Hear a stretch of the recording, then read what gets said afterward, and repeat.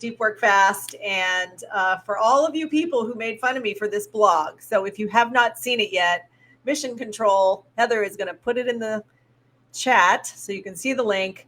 It's called The Healing Powers of Creative and Freestyle Writing. Now, before you leave, before you become a hater, I'm going to legitimize this as a practice that you actually need. So let's get right into it. This is not what you think. Because I use the word healing power, I don't want you to think it's woo-woo. In fact, it is the opposite. This is incredibly practical. So I want to legitimize what I am saying here, because all of you in your home and in your work, I know you, want to be better. You want to be the best leader you could be, team member you could be, parent you could be, partner you can be. I know you do. I know you also want other people to be better, but let's stick with you.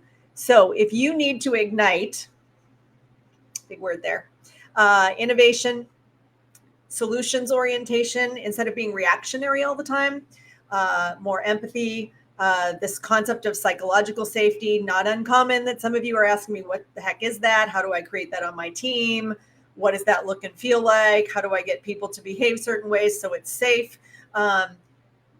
This is related because we are all defaulting into, think about this, highly linear, results orientation, action orientation, and our writing when we respond to things or when we write things. So let's just get super practical so that you understand why I'm saying this is legit.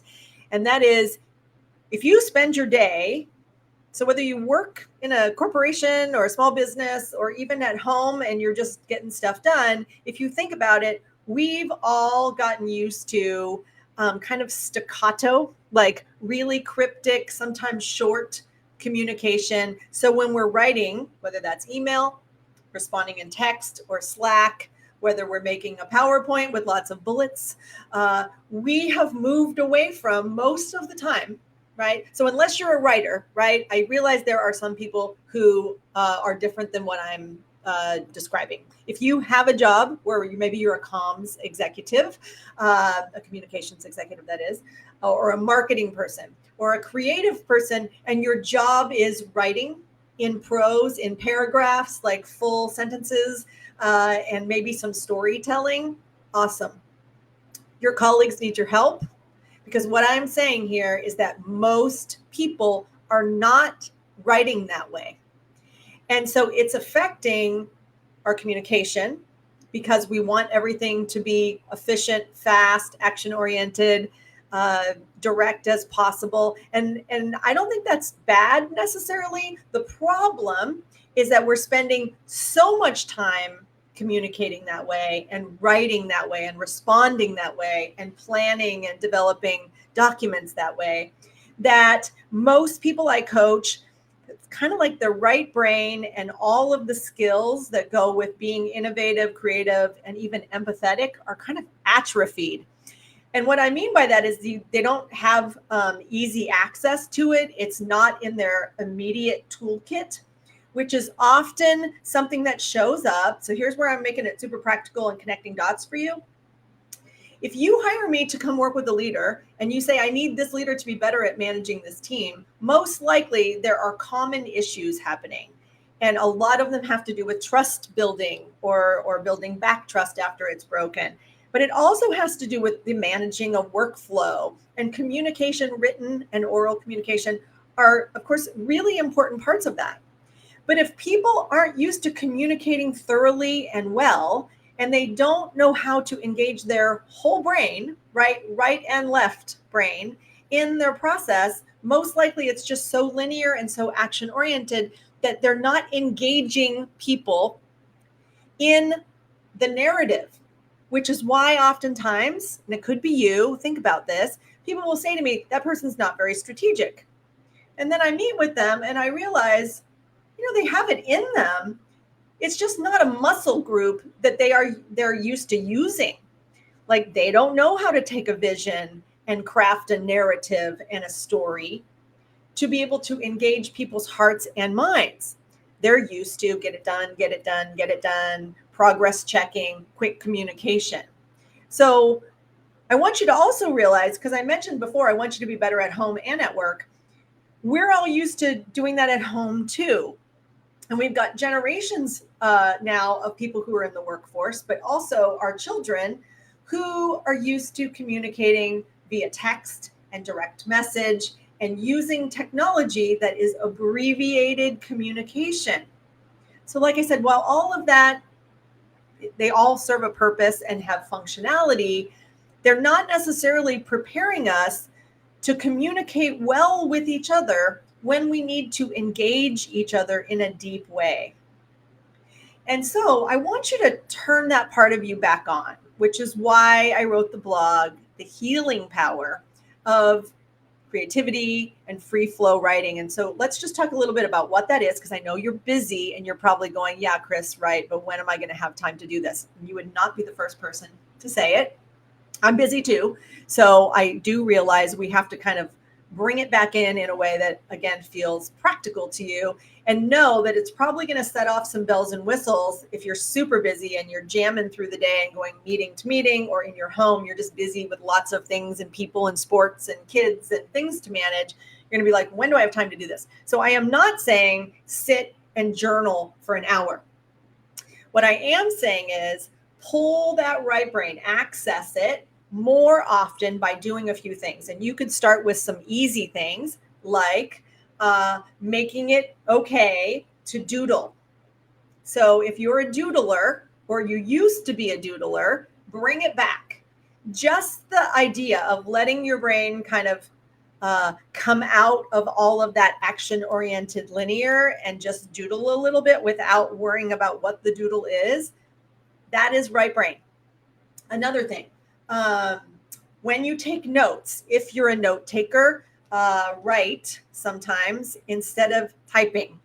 In a lot of my meetings now, what I've noticed is people bring an iPad, or they bring a Surface, or they bring a device, and they're actually taking notes and typing the notes.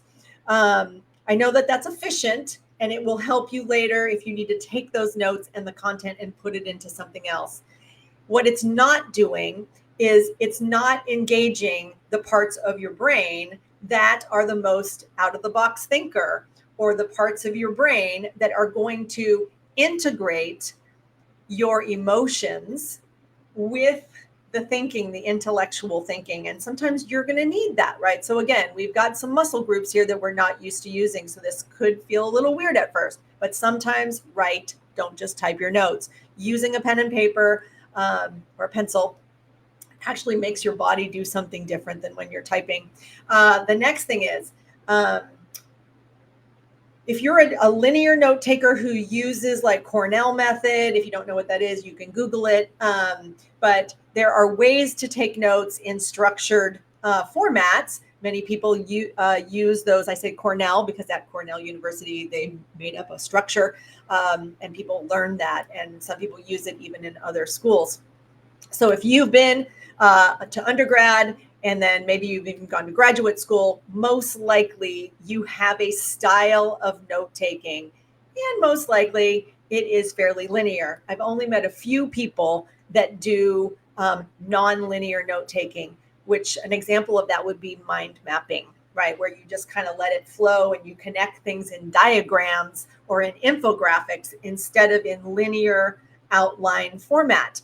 So by allowing yourself to take notes in a non-linear format. So I just named two. One is creating infographics or a mind map instead of in a linear format.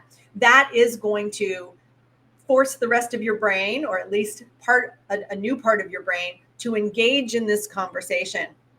Now, I have found, let me just say this, because I've coached a lot of people in 27 years, that when I work with highly analytical people who are amazing at math, but also spreadsheet driven, maybe people who are just, very, very linear and black and white in their thinking, and they want to be more creative, or they've been tasked for solving complicated, complex problems that do require more than just data to make decisions. we often do what I'm teaching you. I'm saying, look, there's parts of your brain and your body that you need to access. And when you bring your whole person and you start to engage all of you, everything gets better, I promise. And by the way, there's a book called Primal Leadership. It's not a new book. It's been around for a long time. Daniel Goleman. In Primal Leadership, he actually has some use cases in there. And even though they're old, they're highly relevant if, in fact, this is an interesting topic for you, for your children, for your spouse, for your team, whatever. So anyway, if you want that, I'll put a link or have Heather put a link to Primal Leadership if you can't find it. Anyway, so let's back to some tips on how you could bring creative and free flow into your day without it being disruptive. Color. So if you can move away from using your standard blue or black pen or pencil and have color in the way maybe you're taking notes or the way you're writing things, that actually brings alive other parts of our brain also. Amazing. And stimulates your creativity. It actually kind of is a pattern interrupt sometimes if you're in a truly linear process. And like I said, when I work with leaders or just people in their personal life who are looking to increase trust with other people, but also increase their credibility because, well, the workplace is not an easy place to be for anybody right now, I don't think. The pace is faster, but the issues seem to be more complicated in a lot of situations. And I think that has a lot to do. I've talked about this before. And I know for many of you, if we talk to each other, we've probably talked about the fact that our customers and our stakeholders, because of social media, but because of technology, we have closer relationships with all of our stakeholders. So the amount of data coming in is not only more.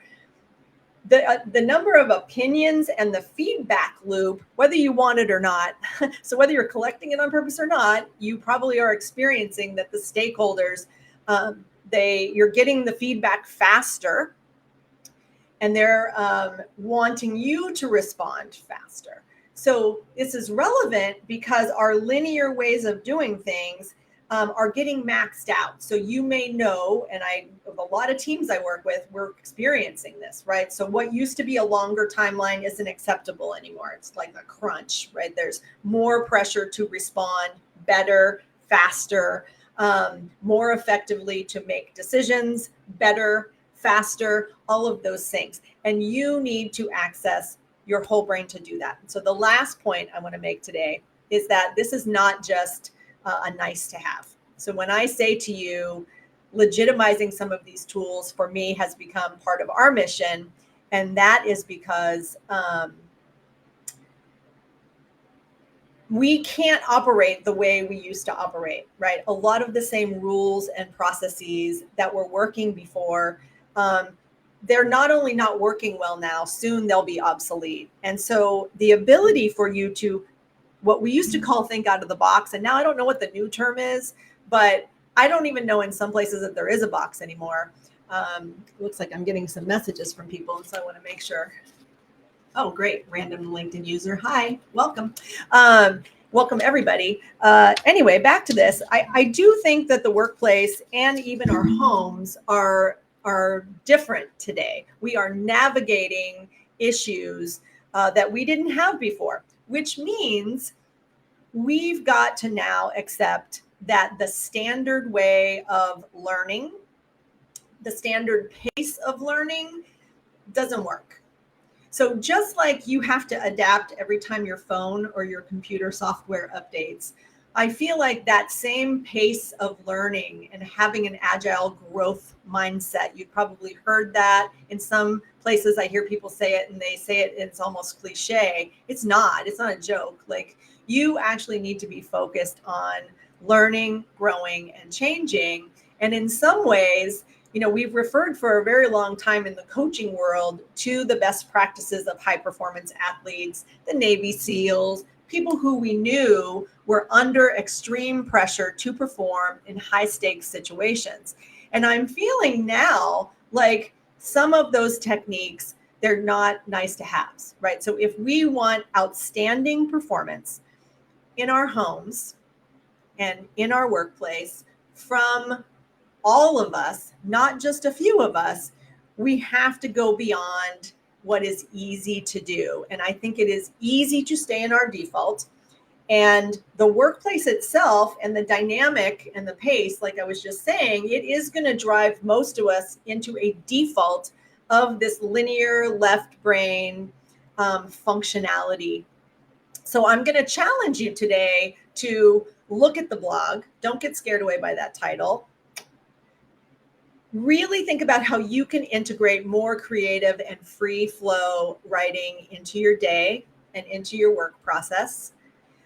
Another thing I didn't say earlier, and I think it's worth mentioning, is I've got a few clients who are trying something, and you should try it too. So I can't call it a best practice, but I can tell you it's working for a few people, which is if you have to create presentations, so whether you do that in Google Slides or whether you do it in PowerPoint, whatever you do, instead of going right into the applications, the people who are doing this practice are telling me that they are writing things out first, like rough drafting what they want to say and what they want to think. And that's going to sound old school to some of you, like prehistoric maybe.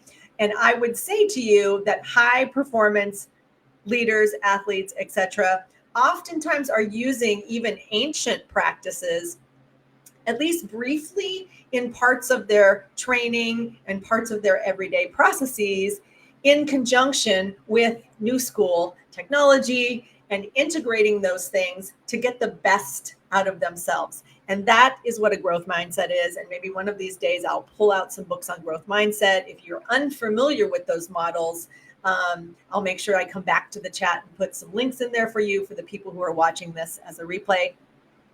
So hopefully I have motivated you here to get past your defaults and to think about that if you need to ignite, like I said, more innovative thinking, if you need to be better with other people, even if you're awesome, I'm sure that you can be better. If you need more psychological safety and empathy on your team, and by the way, you're going to read it in my blog, and I really, really mean this, it will make you more interesting. Creative writing, free flow writing, engaging your whole brain in storytelling and learning how to add color to your stories, whether you're verbally communicating those or whether you're writing an email to someone, it's going to make you more interesting. Yeah, because linear all day left brain and then pulling that into your home and being exhausted and defaulting into some of those same behaviors not only makes us boring, it makes us super one-dimensional. Okay, I'm losing my voice, so I guess we're done for today. Thank you for joining me here at Deep Work Fast. I will see you next week, and get that blog, try some creative freeform writing, and then I'd be happy if you want to give me a report back, either here on LinkedIn or in any other places where you can find me. I'm all over the place. Okay, great. Have a great day. Go write something with a pen or a pencil.